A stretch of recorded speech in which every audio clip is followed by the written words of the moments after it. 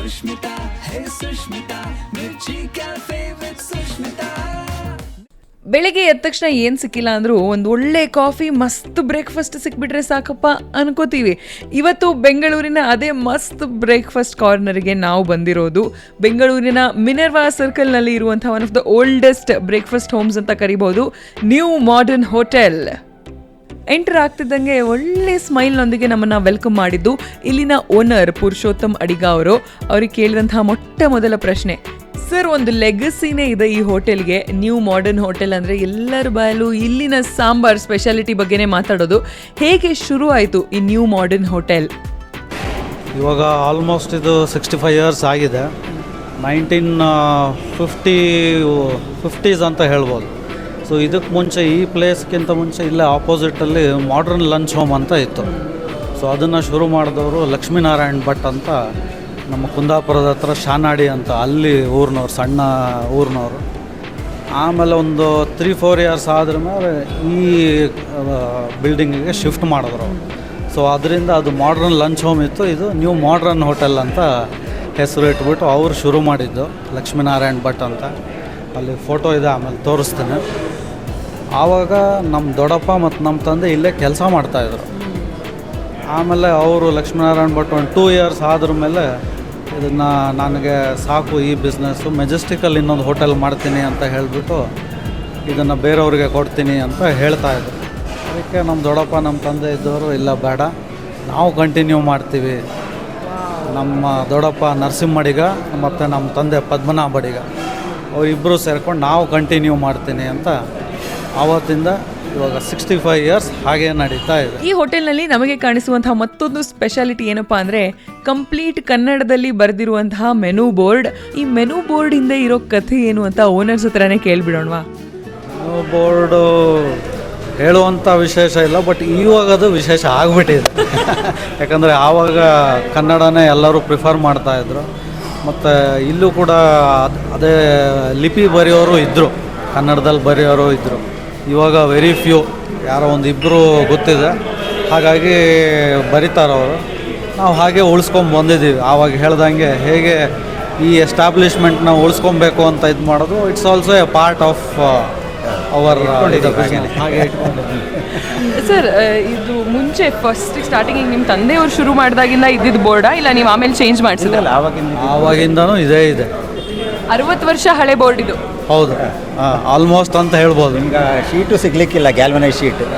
ಅದ್ರ ಜೊತೆಗೆ 60 ವರ್ಷಗಳ ಹಿಂದೆ ಫಸ್ಟ್ ಟೈಮ್ ಈ ಹೋಟೆಲ್ ಕಟ್ಟಿಸಿದಾಗ ತುಂಬ ಎಲಿಮೆಂಟ್ಸ್ ಏನೇನಿತ್ತು ಅದನ್ನೇ ರೀಟೈನ್ ಮಾಡ್ಕೊಂಡಿದ್ದಾರೆ. ಫಾರ್ ಎಕ್ಸಾಂಪಲ್ ಎಂಟ್ರೆನ್ಸ್ಗೆ ಒಂದು ಎಂಟ್ರೆನ್ಸ್ ಆ್ಯಂಡ್ ಎಕ್ಸಿಟ್ ಕಂಬ ಥರ ಒಂದಿದೆ, ಅದು ಪ್ಲಸ್ ಕ್ಯಾಶ್ ಕೌಂಟರ್, ಇನ್ನೂ ಹಳೆ ಕ್ಯಾಶ್ ಕೌಂಟರ್ ಹಾಗೆ ಇದೆ. ಏನು ಚೇಂಜಸ್ ಮಾಡಿಸಿಲ್ಲ, ಫ್ರೇಮಿಂದ ಹಿಡಿದು ಅವಾಗಿನಿಂದ ಇಲ್ಲಿ ತನಕ ಸೇಮ್ ಟು ಸೇಮ್ ಹಾಗೆ ಮೇಂಟೈನ್ ಮಾಡಿದಾರಂತೆ. ಲೆಗಸಿ ಹೋಟೆಲ್ ಅಂದ ತಕ್ಷಣ ತುಂಬ ಜನ ಜನರೇಷನ್ಸ್ ಇಂದ ಬರ್ತಿರ್ತಾರೆ ಆ ಹೋಟೆಲ್ಗೆ. ಸೊ ಕಸ್ಟಮರ್ಸ್ ರಿಯಾಕ್ಷನ್ ಹೇಗಿದೆ ಸರ್? ಈಗ ಹೊಸ ಕಸ್ಟಮರ್ಸ್ ವರ್ಸಸ್ ತುಂಬ ವರ್ಷದಿಂದ ಬರ್ತಿರೋರು, ಆ ಥರದ ಒಂದಿಷ್ಟು ಘಟನೆಗಳನ್ನು ನಮ್ಮ ಜೊತೆಗೆ ಶೇರ್ ಮಾಡ್ಕೋತೀರಾ ಅಂತ? ವೀಕೆಂಡಲ್ಲಿ ಹೊಸ ಕಸ್ಟಮರ್ಸು ನಮಗೆ ಗೊತ್ತಾಗುತ್ತೆ. ಅವ್ರು ಇಲ್ಲಿ ಒಳಗಡೆ ಬರ್ಬೇಕಾದ್ರೆ ಮೊಬೈಲ್ ಹಿಂಗೆ ಇಟ್ಕೊಂಡು ಬರ್ತಾರೆ. ಸೊ ಗೊತ್ತಾಯ್ತು, ಗೂಗಲ್ ಸರ್ಚ್ ಮಾಡಿಬಿಟ್ಟು ಬಂದಿದ್ದಾರೆ, ಲೊಕೇಶನ್ ಸರ್ಚ್ ಮಾಡಿದ್ದಾರೆ. ಅದು ಬಿಟ್ಟು ರೆಗ್ಯುಲರ್ ಕಸ್ಟಮರ್ಸು ವೀಕ್ ಡೇಸಲ್ಲಿ ಬರ್ತಾರೆ, ಅವ್ರಿಗೂ ಗೊತ್ತಿರುತ್ತೆ. ಅದಲ್ಲದೆ ಇನ್ನು ಕೆಲವರು ಫ್ಯಾಮಿಲಿ ಬರ್ತಾರೆ, ಬೆಳಿಗ್ಗೆ ತಿಂಡಿಗೆ ಅಥವಾ ಮಧ್ಯಾಹ್ನ ಊಟಕ್ಕೆ ಅಂತ ಬರ್ತಾರೆ. ಅವರು ಬಂದು ಹೇಳ್ತಾರೆ, ನನಗೆ ನನ್ನ ಅಪ್ಪ ಕರ್ಕೊಂಬರ್ತಿದ್ರು, ಇವತ್ತು ನೋಡಿ ನಾನು ನನ್ನ ಮಗನ ಕರ್ಕೊಂಬಂದಿದ್ದೀನಿ ಅಂತ. ಸೊ ಆ ಥರ ಮಗ ಮೊಮ್ಮಗ ಎಲ್ಲರನ್ನೂ ಆ ಥರ ಕರ್ಕೊಂಡು. ರೀಸೆಂಟಾಗಿ ಒಂದು ಇನ್ಸಿಡೆಂಟು ಆಯಿತು. ಒಬ್ಬ ಚಿಕ್ಕ ಮಗುನ ಕರ್ಕೊಂಬಂದಿದ್ರು. ಅವ್ರು ಹೇಳ್ತಾಯಿದ್ರು, ಇಲ್ಲ ಅವನೇ ಹೇಳಿದ್ದು ಇವತ್ತು ನನಗೆ, ತಾತ ಆ ಹೋಟ್ಲಿಗೆ ಕರ್ಕೊಂಡು ಹೋಗು. ಏನಕ್ಕೆ ಅಂದರೆ ಸಾಂಬಾರು ಕುಡಿಬೇಕು ನಾನು.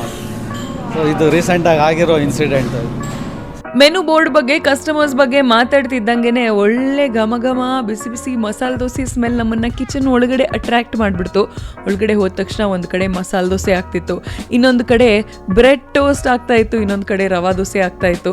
ಅದನ್ನು ನೋಡಿ ಬಾಯಲ್ಲಿ ನೀರು ಬಂತು. ಸೈಡ್ಗೆ ರಾಜು ಅನ್ನೋರೊಬ್ಬರು ಕೈಯಿಂದನೇ ಸೇವ್ ಮಾಡ್ತಾಯಿದ್ರು. ಅವ್ರಿಗೆ ಕೇಳಿದ್ವಿ, ಸರ್ ಎಷ್ಟು ವರ್ಷದಿಂದ ಇಲ್ಲಿದ್ದೀರಾ ಅಂದರೆ, ಕಳೆದ 60 ವರ್ಷಗಳಿಂದ, ಅಂದರೆ ಹೋಟೆಲ್ ಶುರು ಆದಾಗಿಂದ ಅವ್ರು ಇಲ್ಲೇ ಕೆಲಸ ಮಾಡ್ತಾ ಇರೋದು.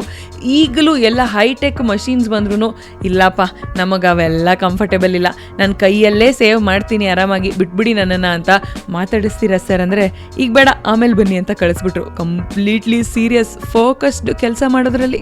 ಯಾವುದನ್ನ ಫಸ್ಟ್ ಟ್ರೈ ಮಾಡಲಿ ಅಂತ ಯೋಚನೆ ಮಾಡ್ತಾ ಇದ್ದೆ, ಇಂಕಿ ಪಿಂಕಿ ಪಾಂಕಿ ಮಾಡ್ಲಾ ಅಂತ. ಬಟ್ ದೆನ್ ಬ್ರೆಡ್ಡಿಂದ ಶುರು ಮಾಡೋಣ, because one of the most unique items ಇಲ್ಲಿ ಅಂದರೆ ಬ್ರೆಡ್ಡು ಮತ್ತು ಅವರೇ ಮಾಡಿದಂತಹ ಒಂದು ಜಾಮ್, ಲಿಕ್ವಿಡ್ ಜಾಮ್ ಥರ ಇರುತ್ತೆ. ಬಟ್ ಸಿಕ್ಕಾಪಟ್ಟೆ ಟೇಸ್ಟ್ ಇತ್ತು ಗುರು. ಅದರಲ್ಲೂ ಆ ಬ್ರೆಡ್ಡಲ್ಲಿ ಆ ಬ್ರೌನ್ ಕಲರ್ ರೋಸ್ಟೆಡ್ ಪಾರ್ಟ್ ಇರುತ್ತಲ್ಲ, ಅಂದರೆ ಅಲ್ಲಿ ತುಪ್ಪ ಜಾಸ್ತಿ ಇರುತ್ತೆ ಅಂತ ಅರ್ಥ, ಆ ಪಾರ್ಟ್ನೇ ತಗೊಂಡು ಅದ್ರ ಮೇಲೆ ಒಂಚೂರು ಜಾಮ್ ಹಾಕ್ಕೊಂಡು ತಿಂತಾ ಇದ್ರೆ ಆಹಾ ಅಲ್ಟಿಮೇಟ್.